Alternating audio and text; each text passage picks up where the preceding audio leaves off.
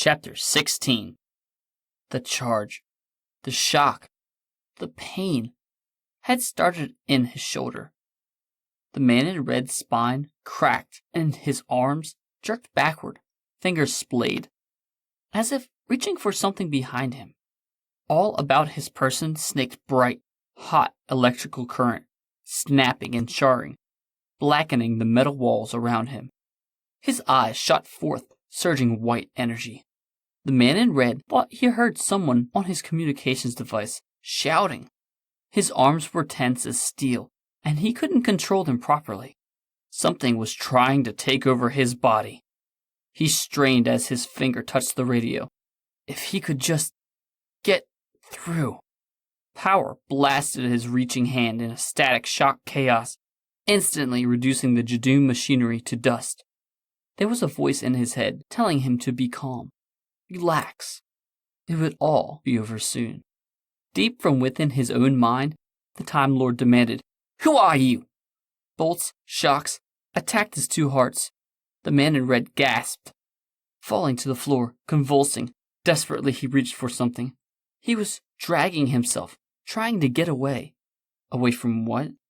The curious electroform postulated. There was nowhere to go. This is my ship now. The alien in the crimson suit rolled on the floor in agony. You wanted the ship? It's yours. I don't just want this ship. The man in red could hear the electroform in his mind, somehow. And I'm so hungry. I want your ship, Time Lord. I'm hungry. A blast of electrical heat seared in the man in red's brain. Hungry! The man in red spurred on the pain, kept trying to wrest control of his hands. Hungry! Hungry! What was he reaching for? The electroform watched him grip his wrist. I want your lives. Hungry! Hungry! Hungry! The alien pressed something, and there was a high-pitched screeching. The electroform stared around through the Time Lord's eyes. Is that the best you can? An expanding, pulsing sphere of electromagnetic energy ruptured outward from the crimson arm of time. The electroform, startled by the EMP, had no choice but to vacate the alien. Suddenly, pure energy exploded from within the Time Lord in a furious storm of crackling power. This cloud of sentient electricity snapped and shocked the walls and outlets nearby. Then, discorporeal once more, the electroform opted to disappear. It wafted up and through the circuitry of the Jadoon vessel, vanishing. The man in red coughed as he stood up. Angrily, he dusted off his sangria-hued fedora, watching the electroform as it headed toward the bridge. Off to oppose the captain again, so soon? But we've barely been introduced. The Time Lord was not what the electroform had been expecting. Because of this error, the man in red was able to psychically glean some information.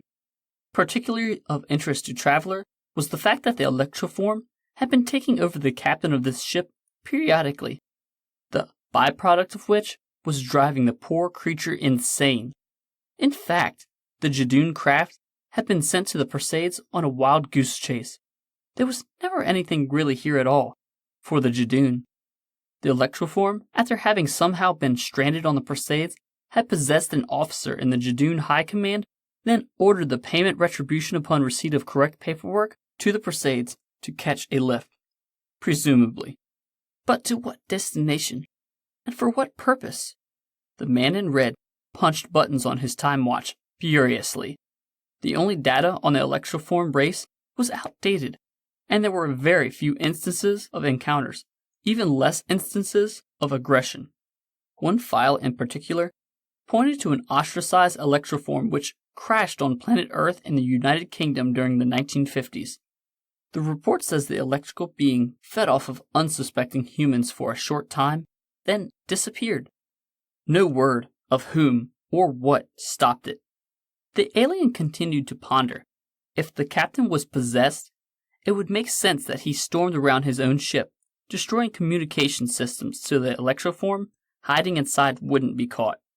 The captain could very well have amnesia about the entire incident. Thus, the energy creature could go anywhere it wanted. even with the support of the Shadow Proclamation. Yet the engines of the ship were failing, damaged, sabotaged. Was the electroform's aim to blow up the Jadoon vessel? Were there more electroforms hiding in the antique ancient radio waves from Earth, which had been swirling about right outside? The Time Lord in the crimson suit decided that even though he was 247 years old and possessed a 4-digit IQ, he was still a bit slow sometimes. He shook his head and headed for the bridge.